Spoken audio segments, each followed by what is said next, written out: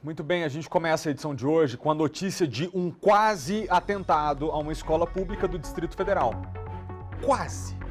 Com informações de investigadores norte-americanos, a polícia do Distrito Federal prendeu uma jovem de 19 anos de idade que confessou o plano de abrir fogo na escola. Felipe Barcelos, boa noite.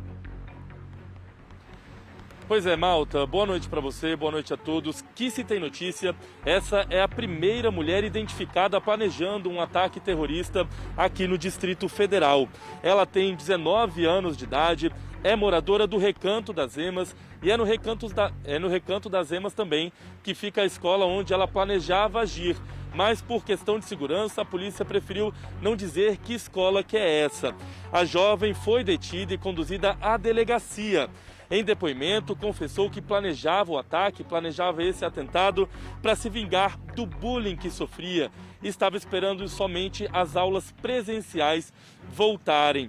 Apesar da confissão, ela foi liberada logo após esse depoimento, porque, segundo a polícia, não houve flagrante. Todos os detalhes dessa história a gente vai ver agora na reportagem.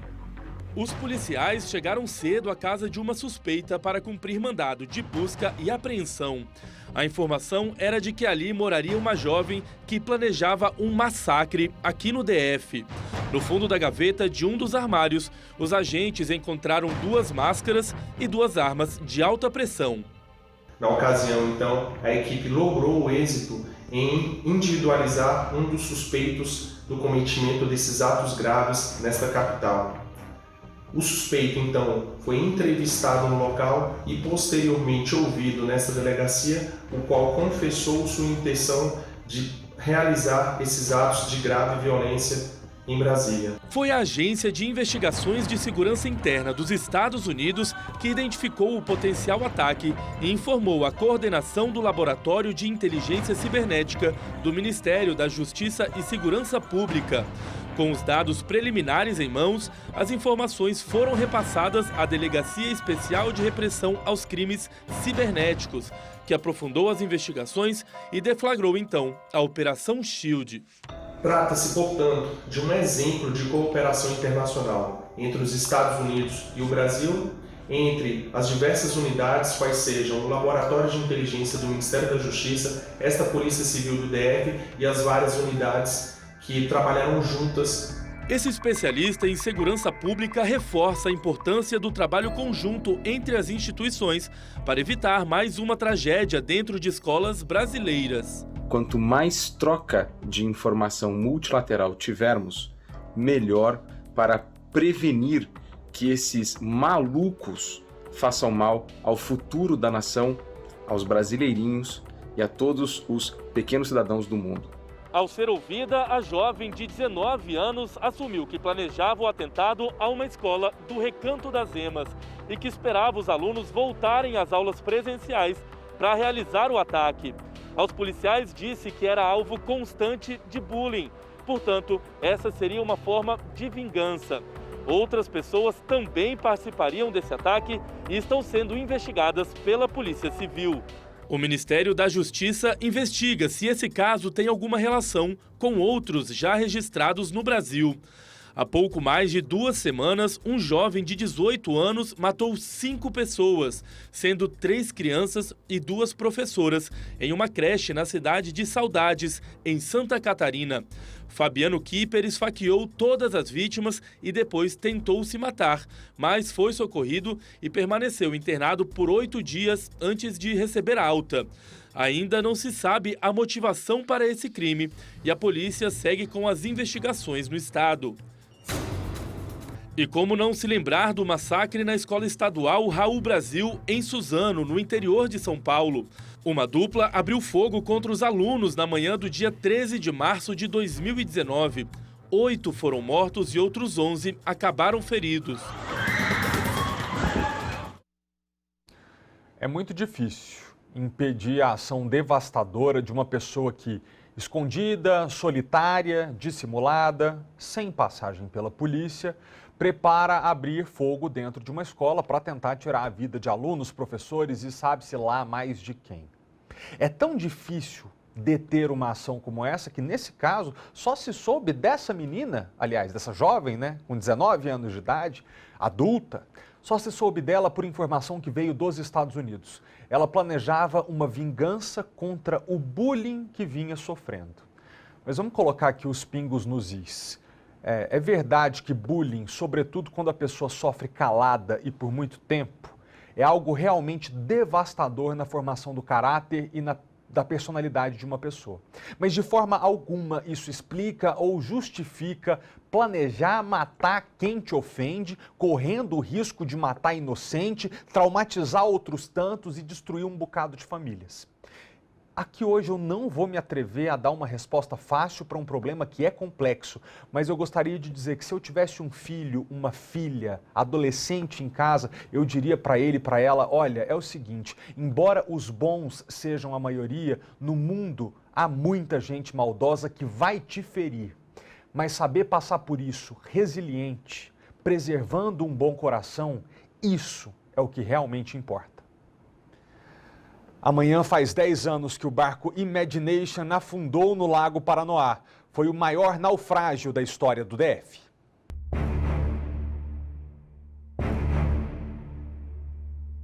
Uma noite de festa que virou pesadelo. Aconteceu no dia 22 de março de 2011. O Imagination, um barco de eventos, afundou com 122 pessoas a bordo. Até hoje, é o maior acidente que já aconteceu no Lago Paranoá, o maior naufrágio que Brasília já viu. Achávamos que era embarcação de pequeno porte e quando chegamos ao local, a gente teve a dimensão da tragédia que havia ocorrido. Foi terrível, porque a gente observou que tinha muitas pessoas sem colete e desesperadas por se agarrar em alguma coisa, tentar sair da água. E muitas conseguiram. Das 122 pessoas a bordo naquela noite, 113 saíram do Imagination com vida. Algumas feridas, todas muito assustadas, é claro, e a maioria com um trauma para a vida toda. Desespero, né? O barco afundou de uma vez, não tinha como ninguém salvar, era cada um por si. Foram 3 dias de buscas e de resgate, uma corrida contra o tempo em uma embarcação submersa. 9 pessoas não resistiram, incluindo Esther, uma criança de 10 anos. Quando a Esther caiu, eu pulei atrás dela, mais escuro, o barco veio por cima de mim. Aí eu gritei e não consegui, a gente não via mais nada. A dor desse pai é até hoje a dor da dona Herculana. O filho dela era garçom no Imagination e foi o último corpo a ser localizado. Saudade, uma saudade que dói tanto. Parece que as paredes vão juntando assim, você sabe? 10 anos e uma dor que não passa. E não passa porque o sentimento que fica para quem perdeu alguém é que a tragédia poderia ter sido evitada. Falhas mecânicas, peças antigas, muito desgastadas, falta de manutenção. Um barco bonito e reformado por fora, mas perigoso por dentro. E pesado demais para navegar. É nítido que a manutenção foi mal feita e as pessoas tinham ciência disso, que a embarcação apresentava problema. Usar ela naquelas condições era um risco elevado. Um naufrágio histórico. Em 2014, 3 pessoas foram condenadas por homicídio culposo, pena que foi transformada em multa. R$20 mil pagos à justiça e só. 10 anos se passaram e até hoje, 3 famílias esperam a indenização que nunca foi paga.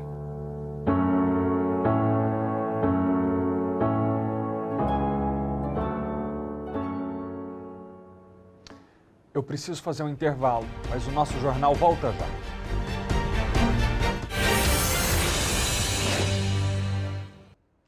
A gente já observa, há alguns anos, o crescimento do interesse das pessoas pela profissão de chefe de cozinha.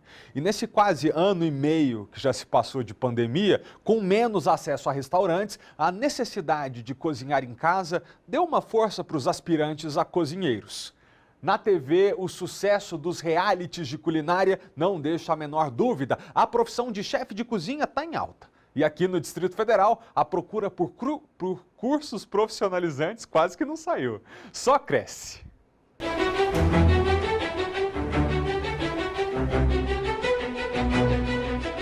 Eles estão por toda parte. Na televisão tem competições de pratos chiques, simples e até sabotagem. O resultado é tão bonito de ver que muita gente quer fazer igual ou muitas vezes melhor. Nesta sala de aula nada tradicional, o sonho dessas estudantes é um só. Todas querem se tornar uma chefe de cozinha. Aqui no Senac, as aulas dos cursos práticos voltaram no final do ano passado, com capacidade reduzida por causa da pandemia.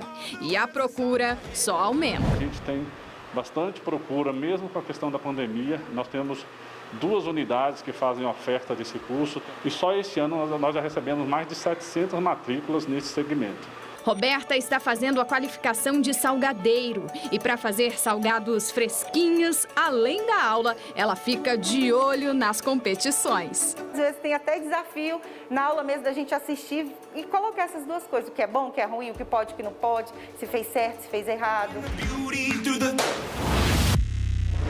Eles vieram para ficar. Na televisão, as domas estão branquinhas, os pratos limpinhos, sem nenhum grão fora do lugar. Todo sábado, às 10h30 da noite, os mestres da sabotagem dão uma exagerada na realidade, claro. Mas quem vê glamour não vê o perrengue que é para se tornar um chefe profissional.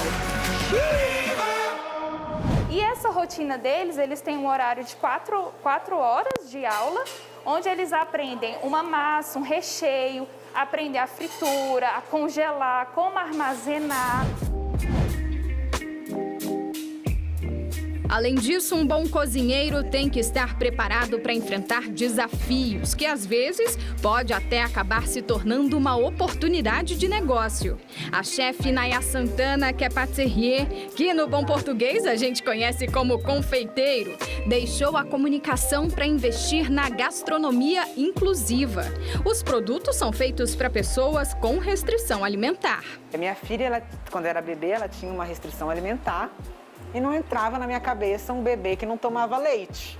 E fui para a cozinha para descobrir novos sabores, novas possibilidades para cozinhar para ela. Aqui tudo é sem glúten, sem açúcar refinado, sem leite, sem conservantes, mas não é sem graça, não. A gente tem que realmente fazer muito teste e conhecer a química de cada ingrediente para fazer as combinações perfeitas, para ter um produto com sabor, uma aparência e uma textura perfeita, muito, muito parecida com o tradicional. Na confeitaria, os ingredientes são preparados com certa antecedência, então a rotina acaba sendo um pouco mais calma. Ao contrário da cozinha de um restaurante de pratos quentes, por aqui a chapa pega fogo, literalmente.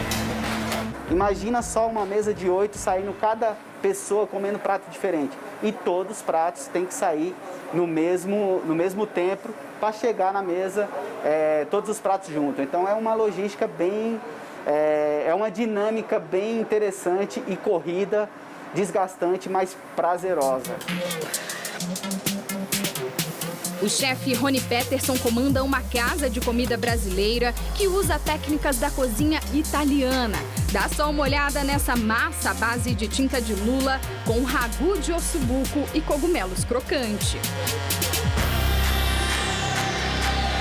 Preparar um prato como essa massa não é fácil. Exige um conhecimento que vai muito além do arroz e feijão que a gente faz em casa. E no meu caso, bem mais ou menos. Tem que entender de química para misturar os ingredientes, matemática para calcular a quantidade e ainda administrar tudo o que acontece lá na cozinha. Tem que saber de matemática, administração, gerenciar pessoas. Você tem que coordenar uma equipe, é como se fosse uma orquestra. Você tem que ter aquela sinfonia correta para que as coisas funcionem da maneira certa. Agora imagina você, estudante ou cozinheiro amador, enfrentar chefes renomados.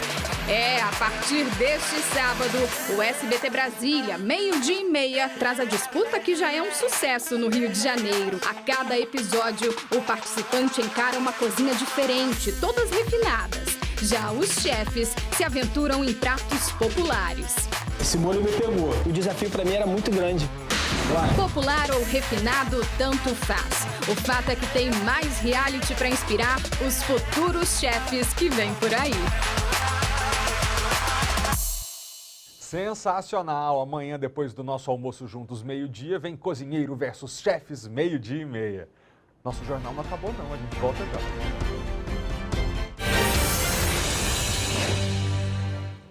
O funcionário comissionado do Senado que atropelou e arrastou uma jovem no Lago Sul em agosto do ano passado foi preso hoje. A prisão preventiva por tempo indeterminado foi decretada pela Justiça.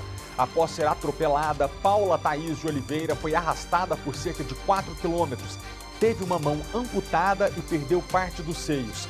Em novembro, a polícia indiciou o servidor por tentativa de homicídio qualificado e outros 5 crimes, mas ele respondia a este processo em liberdade. E olha só como esses 2 homens presos hoje na Asa Norte deram mais de R$6 mil de prejuízo ao comércio. Eles chegam a um posto de combustível para abastecer e esperam o momento certo para trocar a máquina de cartão deixada sobre a bomba. Fizeram a mesma coisa num outro posto. Pegam a máquina do local e substituem por outra, deles, igualzinha. E olha aí, mais uma vez, você vê em instantes eles cometendo o mesmo crime em uma panificadora. O homem de chapéu se passa por cliente e troca a máquina quando o atendente deixa o balcão. Eles vão responder por estelionato e podem pegar até 13 anos de prisão. E para fechar a conta dessa sexta-feira, a gente aciona o sbtnews.com.br. Estevão Furtado, boa noite. Boa noite, Felipe. Boa noite a todos que estão nos acompanhando. E destaque do sbtnews.com.br é o seguinte: farmacêutica canadense busca voluntários para a vacina da Covid-19. E podem se inscrever voluntários de São Paulo e também do Distrito Federal. Esse imunizante, que vai ser testado pelo laboratório canadense, é feito à base de tabaco e já recebeu autorização da Anvisa para começar os testes no Brasil. Aqui no DF, o ensaio clínico vai ser realizado pelo Instituto de Pesquisas Clínicas L2IP.